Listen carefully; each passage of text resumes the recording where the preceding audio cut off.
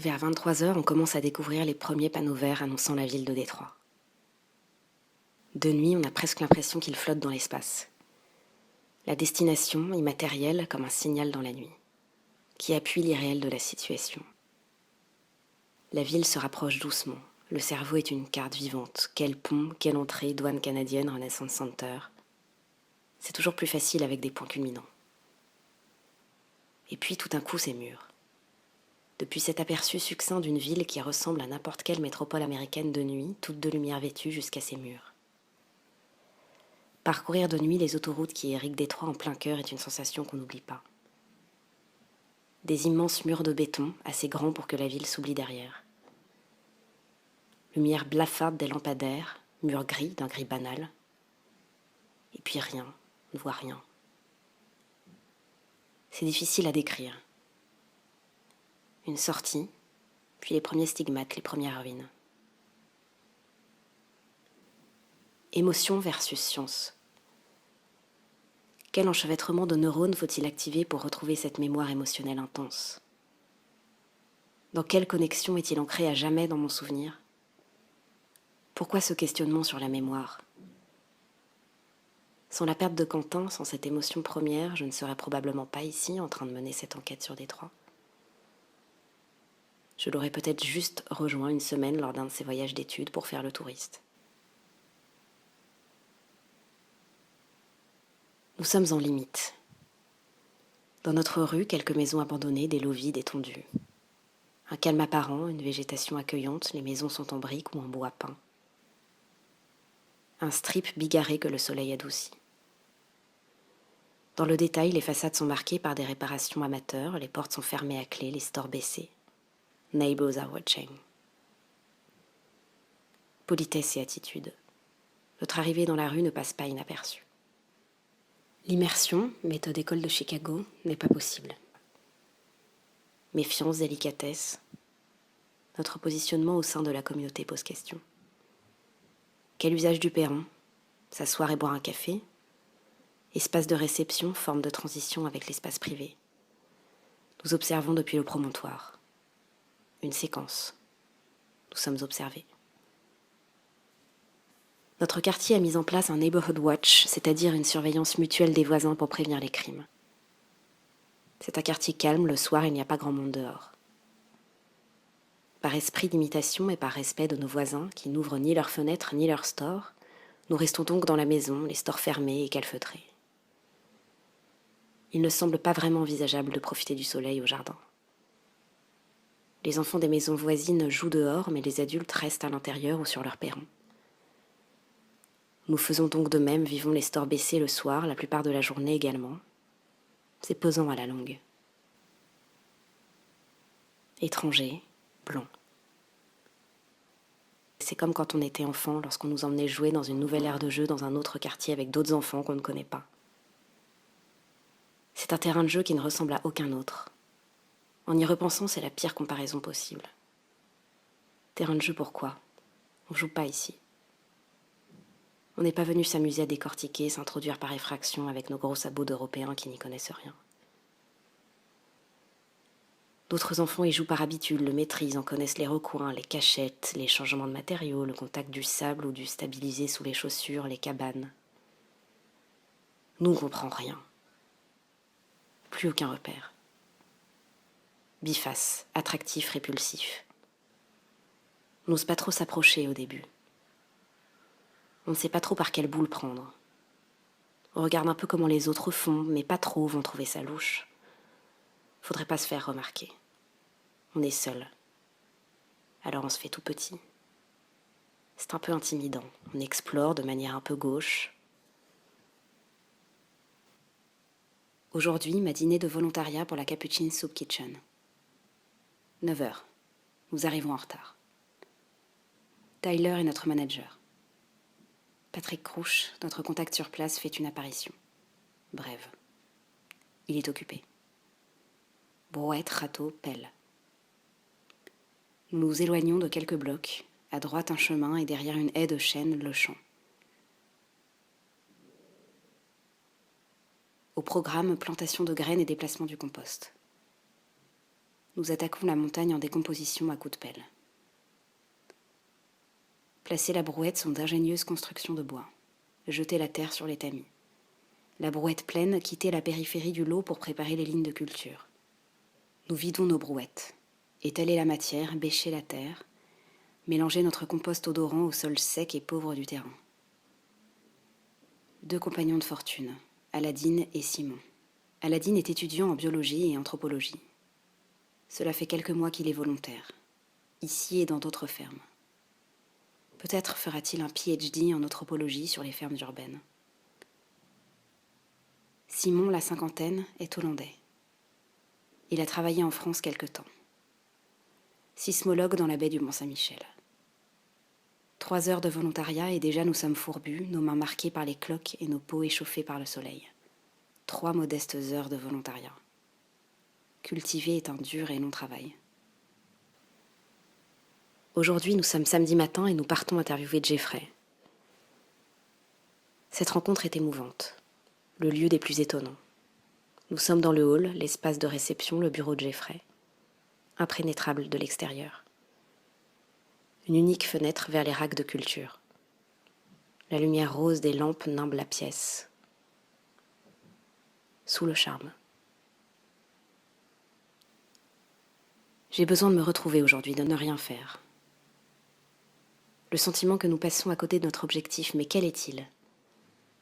Découvrir cette ville si complexe en 15 jours en taxi et en voiture, au pas de course, c'est insensé.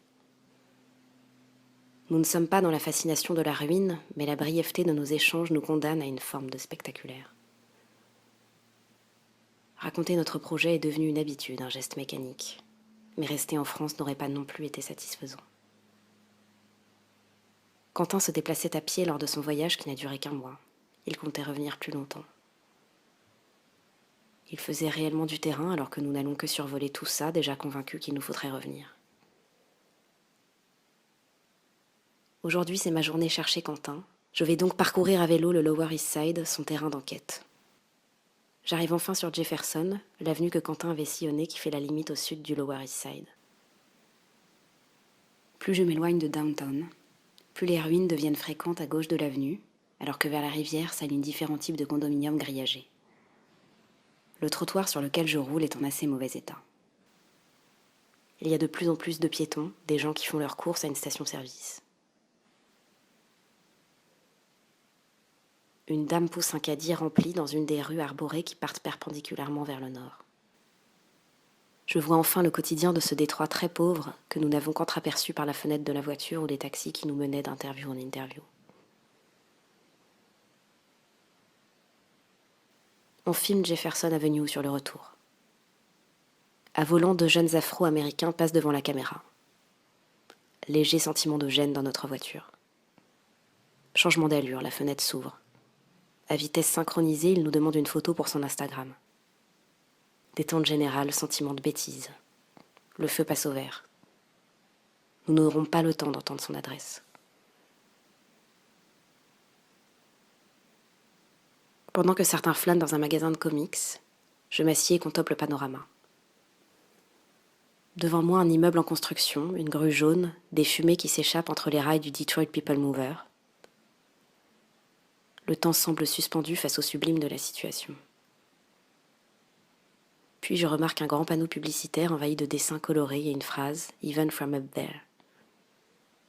Quentin est là avec nous.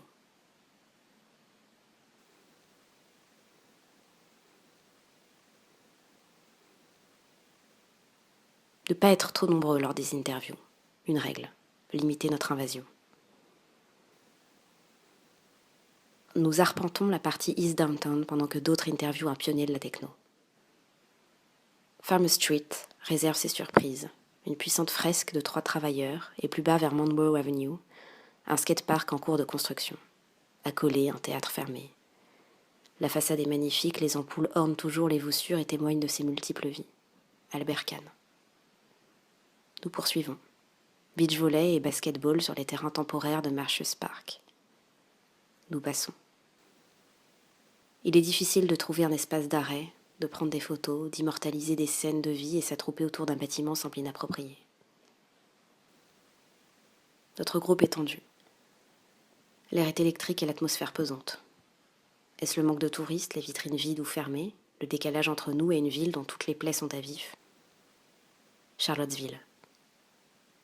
La commémoration, le rassemblement de soutien commence bientôt. Nous marchons vers l'ouest, Michigan Avenue. L'air s'allège à mesure de nos pas. Les buildings s'espacent, les complexes sont plus récents. La voirie est en travaux.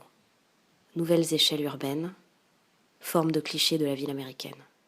Une avenue large, 2 fois 2 voies, trottoir en dalles de béton planté d'arbres de moyen développement. Bloc en briques sur 1 ou 2 niveaux, nous arrivons au Motor City Wine. L'ancienne gare désaffectée en arrière-plan. Nous sommes le jeudi 17 août et venons de sortir d'une conférence essentielle au Detroit Historical Museum sur les émeutes de 67 et le racisme structurel. Après un exposé aussi brillant qu'atterrant, le débat commence avec la salle, pas les habituelles petites questions de la fin, mais un vrai débat politique. Le public est averti, pour la plupart des acteurs de la ville engagés pour la justice, afro-américains et blancs.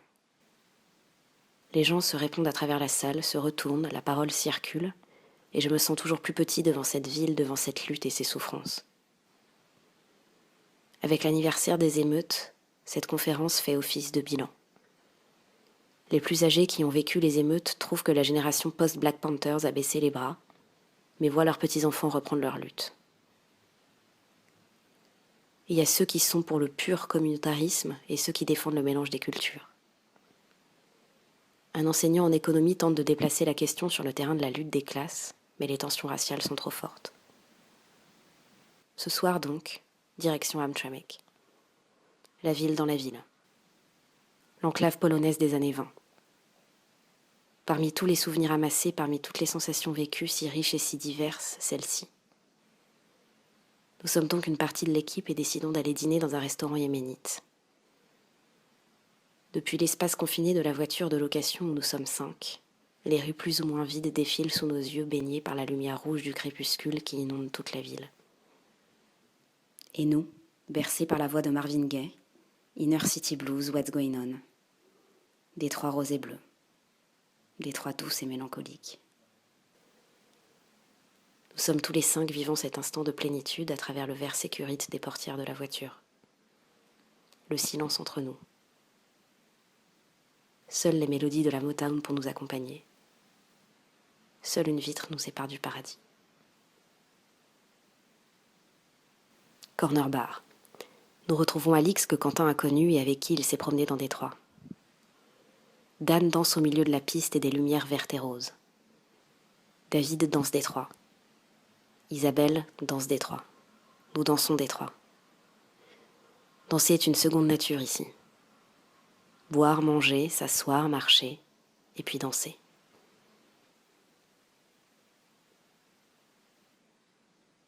Certains sont partis hier soir sur la note de Reach Out I'll Be There des Four Tops, mais le reste de l'équipe a décidé de jouer les prolongations. Difficile de quitter cette ville si attachante. Nous avons le sentiment d'avoir vécu une expérience ensemble entre le huis clos et l'aventure, un sentiment d'accomplissement qui libère mes émotions. Je suis sur le porche à écrire mon journal. Une voiture rouge un peu déglinguée passe dans la rue, avec la musique allumée. Je me sens un peu chez moi, j'ai pris certaines habitudes. Un gamin au vélon vert passé et rose tourne sur le trottoir. Le voisin d'en face a repeint les huisseries de sa façade latérale en un jaune pétant. Une maison un peu plus loin arbore, elle, un vert émeraude pimpant qui contraste avec les couleurs défraîchies de la rue.